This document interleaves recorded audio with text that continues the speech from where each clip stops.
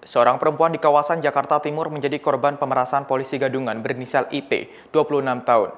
IP memaksa korban untuk mengirimkan uang sebesar Rp18.800.000 bila tak ingin video call seksnya disebar. Dikutip dari Kompas.com pada Kamis 27 Agustus, Kapolres Metro Jakarta Timur Komisaris Besar Ari Ardian mengonfirmasi kebenaran berita tersebut. Awalnya, IP dan korban berkenalan di Facebook pada Juni tahun ini. Dalam perkenalannya, IP mengaku sebagai seorang polisi dengan status duda. Percakapan mereka berlanjut di WhatsApp dan korban pun mengaku tertarik dengan IP. Setelah beberapa hari berkomunikasi, korban kemudian diminta untuk melakukan video call seks. Namun tanpa sepengetahuan korban, IP malah merekam aktivitas tersebut. Selang beberapa waktu, korban kaget lantaran dimintai uang sebesar Rp18.800.000 oleh pelaku. Ketika menolak permintaan itu, korban diancam video tidak senonohnya akan disebar. Pelaku mengancam akan mengirim video tersebut kepada suami korban. Karena panik, korban akhirnya memenuhi permintaan pelaku. Korban akhirnya memberanikan diri untuk melaporkan peristiwa itu ke Polres Jakarta Timur pada 6 Juli 2020. Adapun pelaku ditangkap beberapa hari lalu oleh petugas. Atas perbuatannya, pelaku dijerat pasal tentang pornografi atau pasal tentang UU ITE dengan ancaman kurungan penjara di atas 5 tahun. Hari ini, Polres Jakarta Timur akan mengekspos terkait dengan kasus pornografi dan tentang Undang-Undang Informasi Teknologi dan Informasi, ya, di mana tersangka ini ya kita tangkap di Lapas Riau, ya kita kerjasama dengan pihak lapas di sana, ya. Adapun modus yang dilakukan oleh pelaku mengundang pertemanan di aplikasi di media sosial Facebook, ya.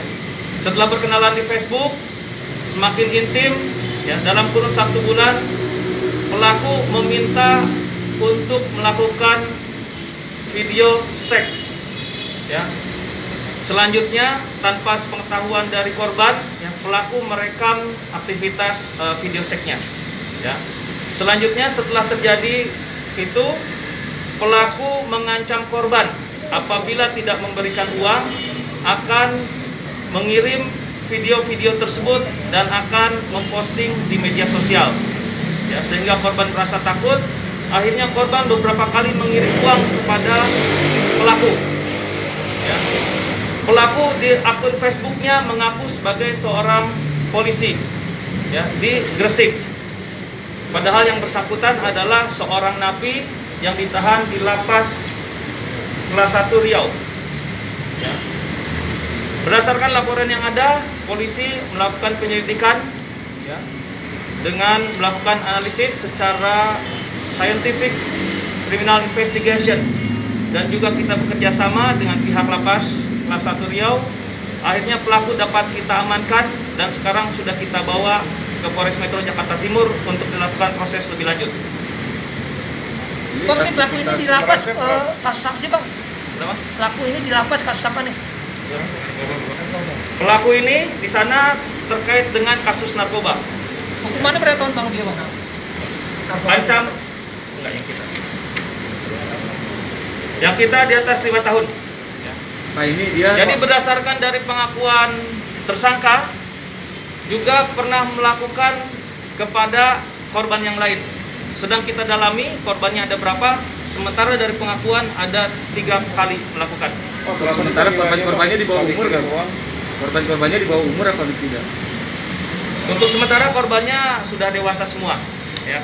Yang mengirim uang sudah beberapa kali, ada 2 juta, ada 3 juta, ada 5 juta, tapi terus-menerus sehingga korban merasa tidak sanggup dan akhirnya melaporkan ini ke kepolisian. Ya, uangnya ada yang untuk digunakan pribadi, ya, membeli barang-barang dan juga untuk kebutuhan sehari-hari. Ya. Terus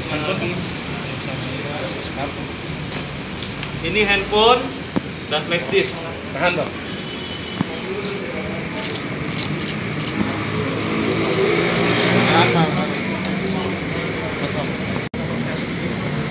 Oke, sudah.